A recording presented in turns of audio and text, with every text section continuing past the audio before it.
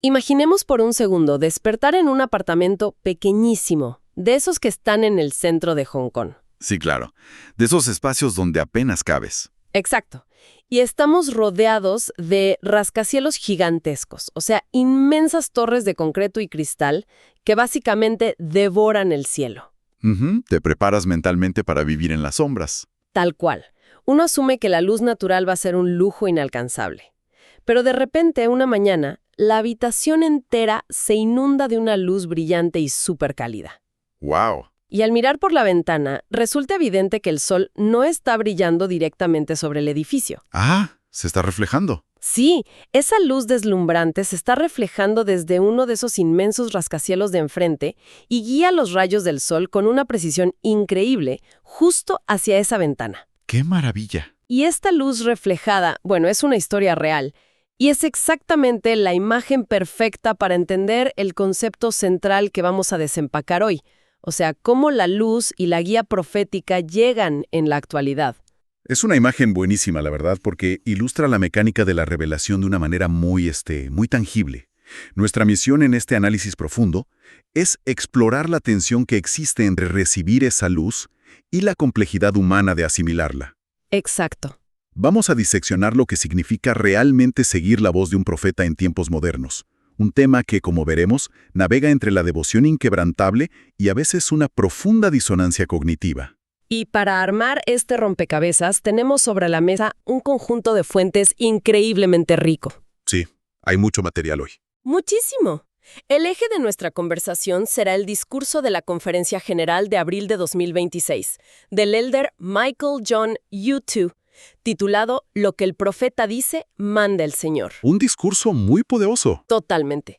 Pero para no quedarnos en la superficie, vamos a cruzar este mensaje con artículos históricos sobre los primeros días de la Iglesia de Jesucristo de los últimos días y también guías sobre la revelación personal. Ajá. Y para tener una visión completa, traemos un artículo de asesoramiento psicológico que desglosa cómo diferentes personas procesan emocionalmente algo tan masivo como la conferencia general. Y bueno, estableciendo el marco adecuado para quienes nos escuchan, cabe mencionar que a partir de ahora nos referiremos a la institución simplemente como la Iglesia. Claro, para agilizar. Es que nos obliga a dejar de ver la obediencia como un simple interruptor de encendido y apagado. Nos permite verla como un proceso. O sea, un proceso psicológico y espiritual complejo, lleno de fricciones y victorias silenciosas. Pues empecemos precisamente con esas fricciones. El elder Tang relata una historia muy personal en su discurso que le da vida a la metáfora de la luz en Hong Kong. Sí, la historia de su familia es impactante. Es que él nació en Filipinas, tiene ascendencia china, y describe cómo su familia, al unirse a la iglesia, chocó de frente con sus propias raíces. Tuvieron que evaluar tradiciones étnicas y culturales profundamente arraigadas que, según sus palabras, no encajaban con la cultura del Evangelio. Es un choque tremendo. Pensemos en el peso psicológico de esto. A ver, analicemos esto un momento. Abandonar las tradiciones de tus antepasados no es como cambiar de marca de cereal. No, para nada. Es parte de tu identidad. Exactamente. Muchas culturas ven esto como una traición literal a la familia. Entonces, la pregunta natural es, ¿cómo logra alguien hacer ese sacrificio sin perder quién es? Es que ese es el núcleo del conflicto en cualquier conversión profunda.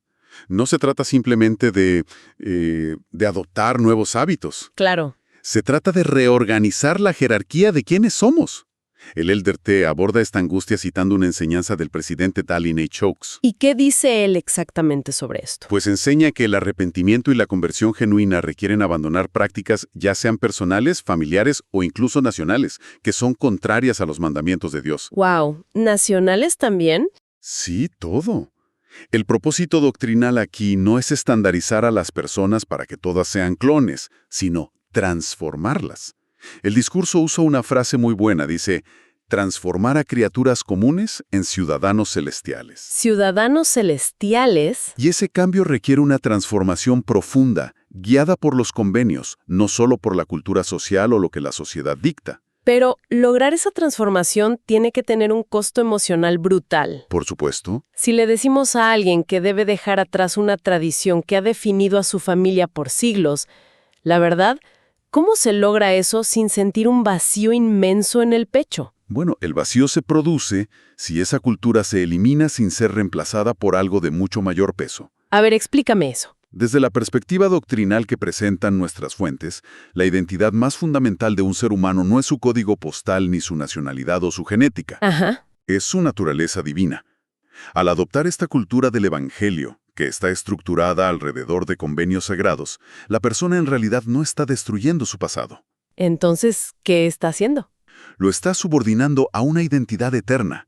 Es como un proceso de poda. Ah, me gusta esa analogía. Cortar una rama vital de un árbol duele inmensamente, pero la botánica nos enseña que esa herida es necesaria para que el árbol redirija su energía y crezca en la dirección correcta, hacia la luz. Esa idea de redirigir la energía me lleva directo a nuestros registros históricos, porque esta poda material y emocional era aún más dramática en los primeros días de la Iglesia. Los sacrificios de esa época son de otro nivel. Si revisamos nuestros artículos históricos sobre seguir al profeta, vemos que el principio es exactamente el mismo, pero con un nivel de exigencia que hoy nos parece casi impensable. Totalmente. La Iglesia apenas acaba de organizarse, estamos hablando del año 1830, y surge un mandato a través de Doctrina y Convenios 37.3. El mandato es simple, pero devastador. Dejen sus hermosas granjas, dejen sus hogares en Nueva York y múdense a Ohio. Así, de un día para otro. Tal cual. Y las diferentes reacciones humanas a este mandato son un laboratorio psicológico fascinante de observar. Y el contraste es lo que nos da las lecciones más claras del albedrío en acción. Tenemos por un lado el ejemplo de Newell Knight. Ajá, ¿qué hizo él? Él escucha el llamado, empaca su vida, deja una granja hermosa y muy próspera en Nueva York y se va. Obedece al profeta. Él pone su seguridad económica, digamos, en el altar del sacrificio. Un salto de fe ciego. Exacto. Pero luego, los documentos históricos nos presentan el contraste con alguien como Philip Burroughs. A él se le pide aportar $1,200 al fondo común. Y la década de 1830. O sea, eso era una fortuna absoluta. Era riqueza generacional. Y Burroughs da un rotundo no. Él declara abiertamente que prefería arriesgar su alma en el juicio final antes que arriesgar su dinero en manos de otros. ¡Qué fuerte! Es una brutalidad de honestidad. Sí, sí. Pero también revela algo profundamente humano.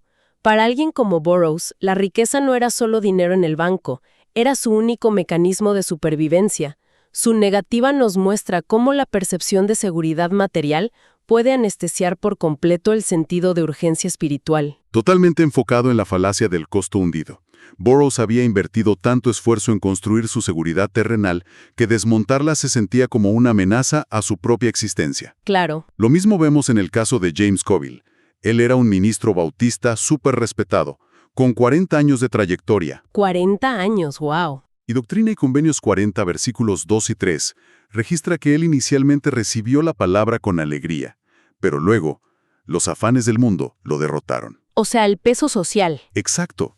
Alejarse de su congregación significaba perder 40 años de estatus, respeto e identidad social.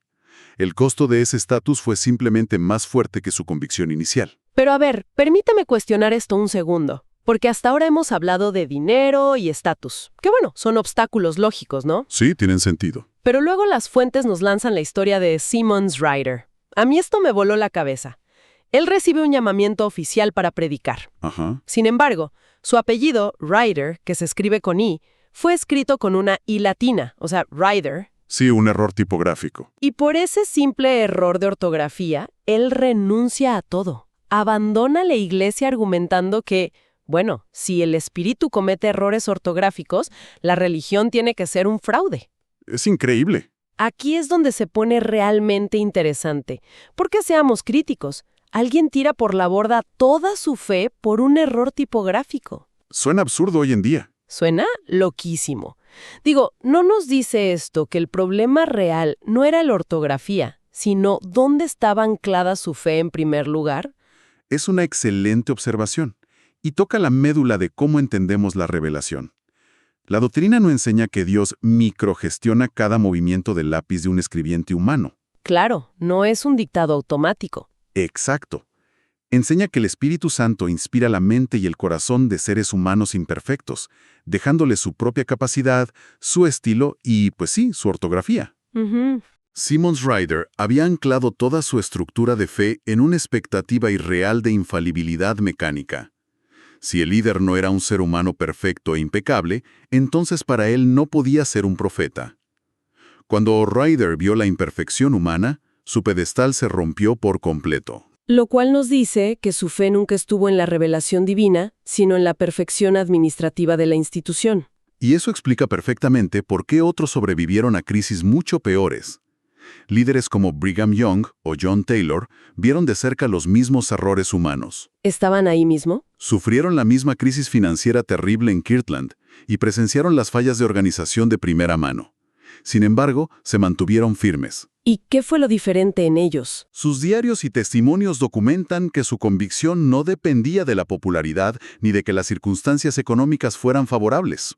Su testimonio dependía de la revelación personal a través del Espíritu Santo.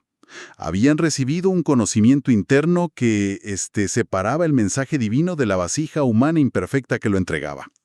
Esa diferencia monumental entre fe ciega en la perfección humana y una fe informada, anclada en la revelación personal, es exactamente el tipo de distinciones que nos encanta hacer en estos análisis. Totalmente. Y oigan, si a quienes nos escuchan les está resultando útil esta perspectiva o les está ayudando a conectar los puntos de una manera diferente, por favor denle me gusta a este video o podcast y suscríbanse al canal. Esto de verdad nos permite seguir creando análisis profundos para ustedes. Y retomando esa línea de pensamiento, esta necesidad de separar la doctrina de las circunstancias externas nos lleva a un desafío mucho más moderno. El Elder T aborda las pruebas físicas insoportables a través de una historia sobre su visita a un hombre en Japón. Sí, un hombre que padecía un cáncer terminal. Y el Elder T es súper vulnerable aquí en su discurso. Muy honesto. Él confiesa que estaba aterrado de abrir la puerta de esa habitación de hospital. Esperaba encontrar la reacción humana natural, o sea, devastación, amargura, alguien gritándole al cielo porque le había tocado un dolor tan cruel. Que sería lo normal. Exacto. Pero en lugar de eso, encuentra un hombre con un semblante brillante, feliz, sin rencor y completamente en paz con su diagnóstico. Lo cual, a simple vista, desafía nuestra comprensión lógica del sufrimiento. O sea, ¿cómo puede un cuerpo en descomposición albergar una mente tan pacífica? Pero aquí es donde necesito hacer una pausa y poner sobre la mesa una preocupación muy real de nuestros tiempos. A ver, dime. Cuando exaltamos historias de alguien con cáncer terminal que está siempre feliz y sin rencor, ¿no estamos cruzando la línea hacia la positividad tóxica? Es un buen punto. Digo, ¿acaso la doctrina espera que ante el sufrimiento más atroz simplemente sonriamos y anulemos emociones profundamente humanas y válidas como el enojo, el duelo o la tristeza profunda? Ese es un matiz crítico, de verdad. Y si miramos las fuentes doctrinales, la respuesta es un rotundo no. Menos mal. La paz de la que habla el Elder Tech y que respaldan enseñanzas del presidente Oaks, y también mencionamos el discurso del Elder Bednar sobre perseverar hasta el fin, esa paz no proviene de ignorar el dolor o de fingir que no existe. O sea, ¿no es poner una cara feliz y ya? Para nada. La doctrina de la expiación de Jesucristo enseña que el Salvador experimentó absolutamente todas las aflicciones terrenales. Él sintió el peso del cáncer, la traición, la depresión, la ansiedad y el miedo. Ujú. Y debido a esa experiencia literal y visceral, Él tiene la capacidad perfecta para socorrernos. El hombre en Japón no estaba bloqueando su dolor con pensamientos positivos forzados. Entonces, ¿qué estaba haciendo? Según esta doctrina, estaba compartiendo su carga, a través de convenios, con alguien que ya había asimilado ese nivel de dolor. La paz no era la ausencia de duelo, era la presencia de un soporte divino constante. Entender que el Salvador no solo perdona el pecado, sino que absorbe y entiende íntimamente la decadencia celular y emocional, cambia por completo la ecuación del sufrimiento. Lo cambia todo. Y dentro de este sistema de apoyo divino, el Elder Tefint resalta el rol de un vidente. Claro, menciona el libro de Mormón. Exacto, cita Mosías 8:17, que define a un vidente como alguien capaz de saber de cosas pasadas y de cosas futuras. Alguien con, digamos, una visión panorámica, que puede alertarnos de peligros que son invisibles a nivel del suelo. Y el marco temporal de este discurso, recordemos que es abril de 2026, le da un peso súper especial a esa escritura. Totalmente, porque las fuentes históricas de este periodo muestran una transición de liderazgo muy importante en la Iglesia. Sí, Al declarar que la Iglesia es guiada hoy por un profeta viviente y al testificar específicamente del presidente Dallin H. Oaks, el Elder T está estabilizando la fe de los miembros. les da seguridad. Exacto. Les recuerda que la función de ver el peligro y guiar a la seguridad no se detiene cuando un hombre fallece, sino que la autoridad y la visión continúan sin interrupción alguna. Sin embargo, por más hermosas que sean estas doctrinas sobre la paz en la tormenta y la seguridad que da la guía profética, tenemos la obligación de mirar el panorama completo. Siempre hay que ver todas las aristas. Y nuestra fuente final es un artículo de análisis psicológico enfocado en ayudar a quienes navegan la Conferencia General. Este documento nos presenta una realidad innegable. Que no todo el mundo la pasa bien. Exacto. Para muchos individuos, sentarse a escuchar los mensajes de la Conferencia General no resulta en un sentimiento de paz, sino en una experiencia increíblemente dolorosa y compleja, especialmente en tiempos de crisis. Abordar esto requiere estricta imparcialidad y mucha sensibilidad.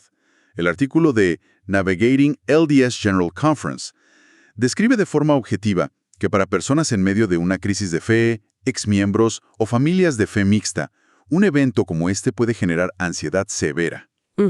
Incluso respuestas de trauma o disonancia cognitiva, especialmente cuando se tocan temas de obediencia estricta o dignidad.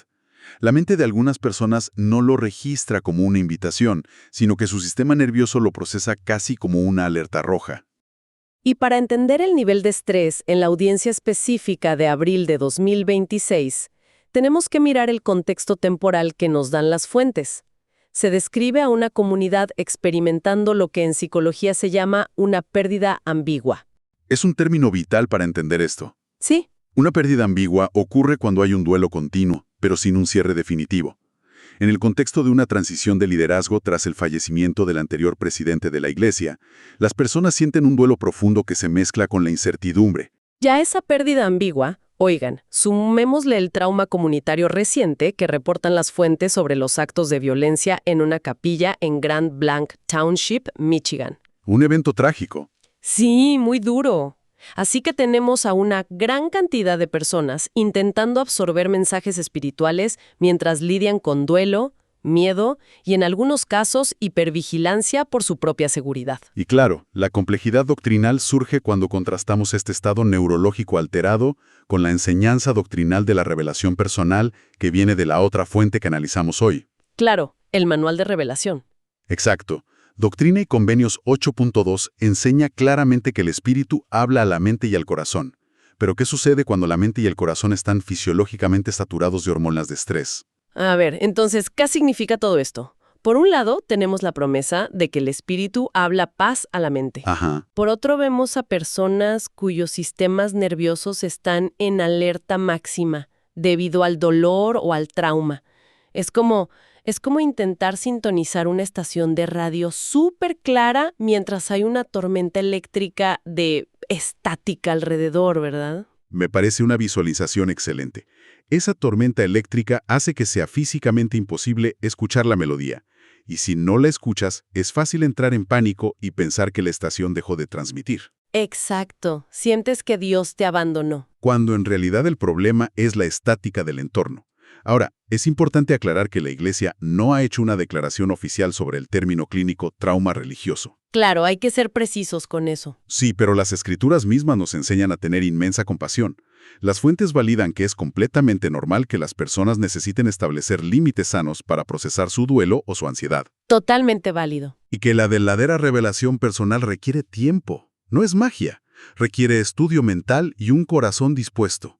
Como le enseñó el Señor a Oliver Cowdery, requiere estudiarlo en la mente. Y fíjense en la convergencia tan profunda que hemos encontrado en todos estos ejemplos hoy. A ver, resúmelo. Simon Ryder no pudo lidiar con la imperfección y huyó sin hacer el trabajo interno. El hombre de Japón, en medio del cáncer, hizo el trabajo interno y encontró una paz que sobrepasa el entendimiento. Exactamente. Y hoy, miles de personas que navegan el duelo o el trauma están haciendo un trabajo interno monumental intentando reconciliar pacientemente su sistema nervioso con la revelación. Lo que nos lleva como pensamiento provocador final, De regreso al concepto del albedrío.